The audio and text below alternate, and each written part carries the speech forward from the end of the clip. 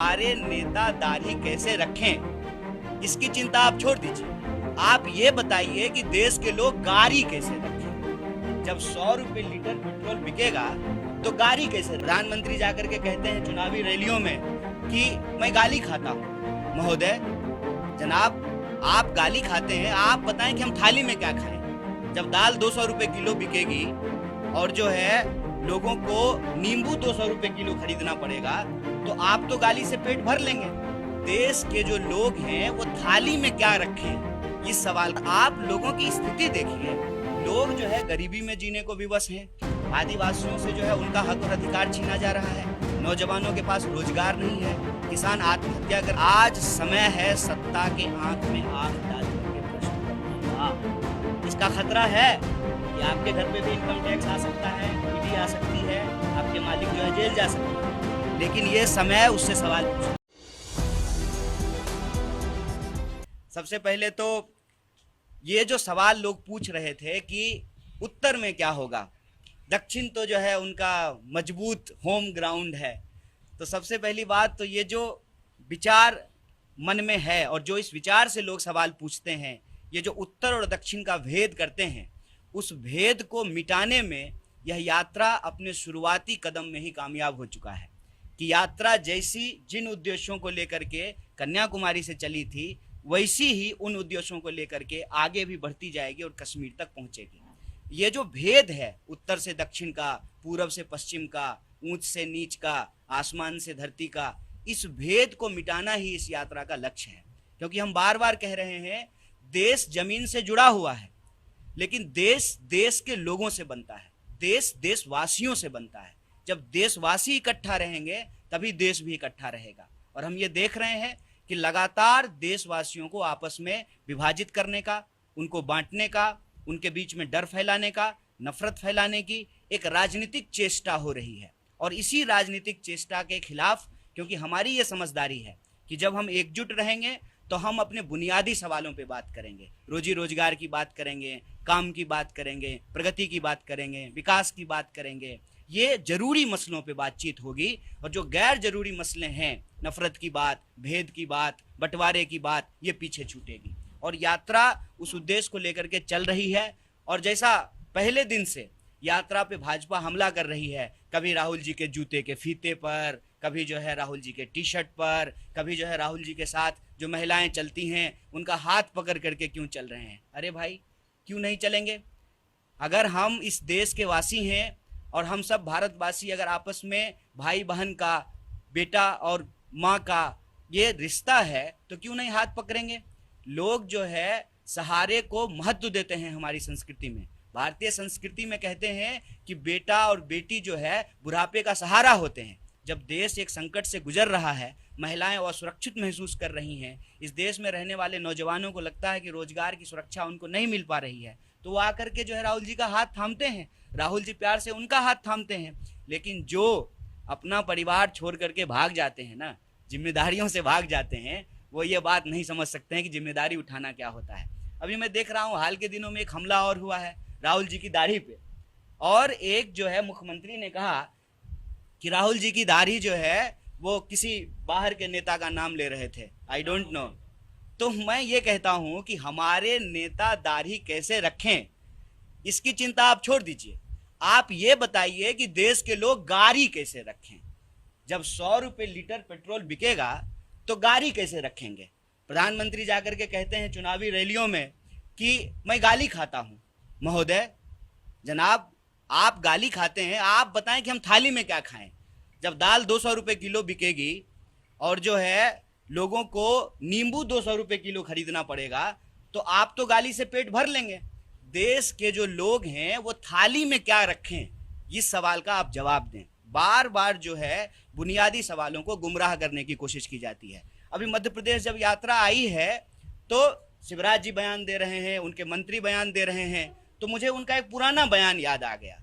मैं वाशिंगटन नहीं गया हूं, मेरे पास पासपोर्ट नहीं है, लेकिन अगर मध्य प्रदेश की ये सड़कें, बुरहानपुर से हम चल रहे हैं, अगर ये वाशिंगटन की सड़क है तो बहुत घटिया है।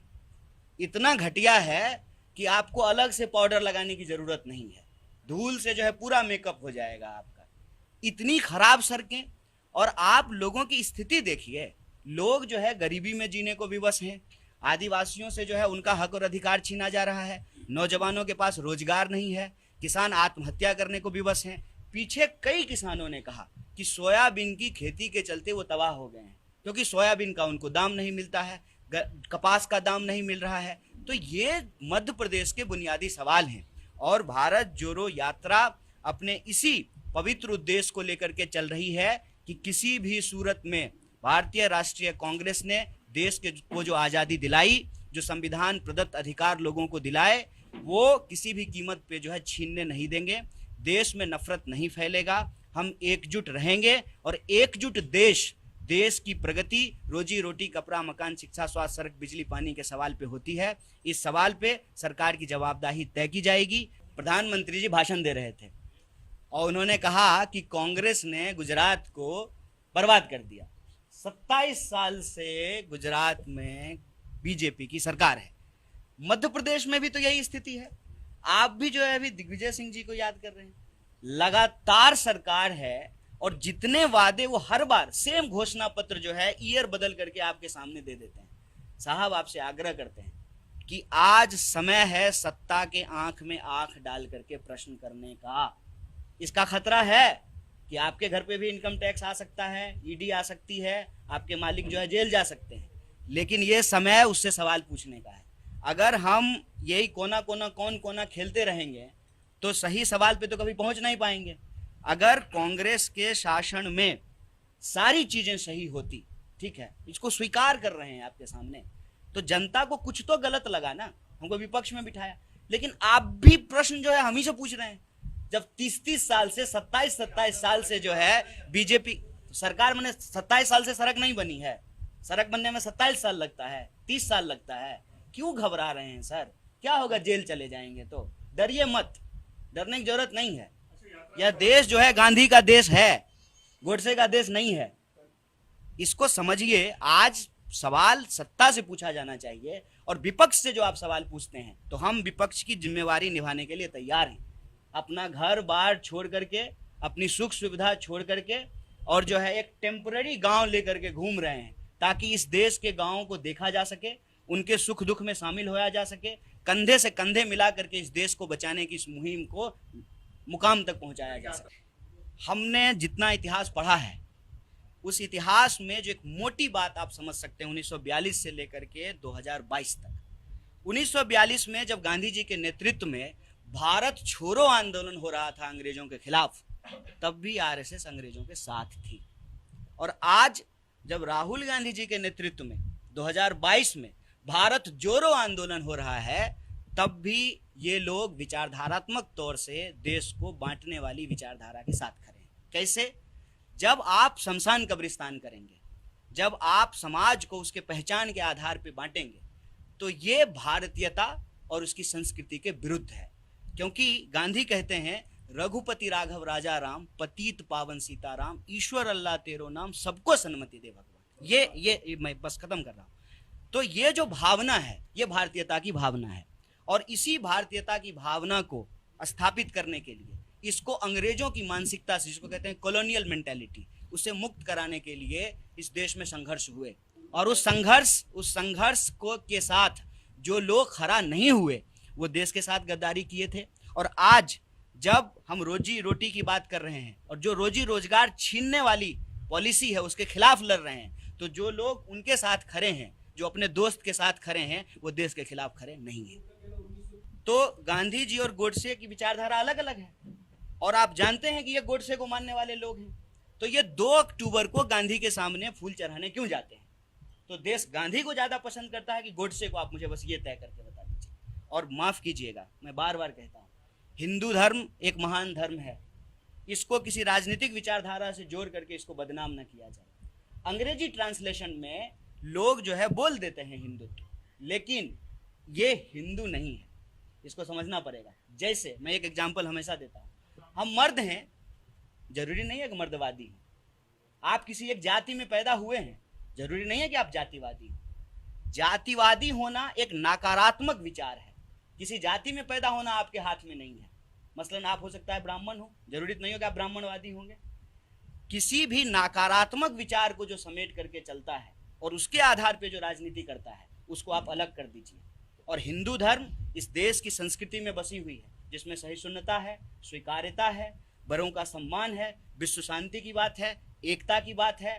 तो इसको जानबूझ करके एक किया जाता है। मैं बार बार कहता हूँ, फेयर एंड लवली का क्रीम नहीं है, मुंह में लगाने का अलग, पैर में लगाने का अलग। और अक्सर जो है हमारे ऊपर भी लोग ये सवाल उठाते हैं कि आप सॉफ्ट कर रहे हैं। कोई सॉफ्ट हार्ट नहीं कर रहे हैं। हम सर्वधर्म संभाव में भरोसा रखते हैं, हम हिंदू हैं और इसमें जो है कोई ग्लानि की बात नहीं है, इसकी स्वीकार्यता है, ये एक बात है।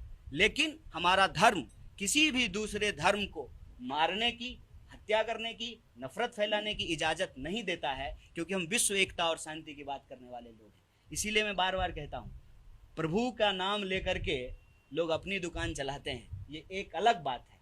और धर्म जो है उसका काम धार्मिक उपासनाओं के लिए है, प्रार्थनाओं के लिए है, पूजा के लिए, वो एक बात है। लेकिन विधानसभा चुनाव में, लोकसभा में इसका इस्तेमाल होना, ये धर्म नहीं है, ये सांप्रदायिकता है। और सांप्रदायिकता की राजनीति इस देश में आरएसएस लंबे समय से की है और भाजपा आज कर रही है। तो यही हम कह रहे हैं कि जो लोग अपने धर्म से प्यार करते हैं, सांप्रदायिकता उनके धर्म के विरुद्ध है और उनको सांप्रदायिकता से बच करके रहना चाहिए। और उसी सांप्रदायिकता की विचार ने इस देश में सर्वधर्म की बात करने वाले बापू की हत्या कराई। इसीलिए ये कन्फ्यूजन नहीं फैलाया जाना चाहिए। इसी के आधार पर नफरत फैलाया जा रहा है और नफरत के चलते हमारे देश के मुद्दे पीछे छूट रहे हैं। इसीलिए भारत जोड़ो का नारा है, नफरत छोड़ो, भारत जोड़ो।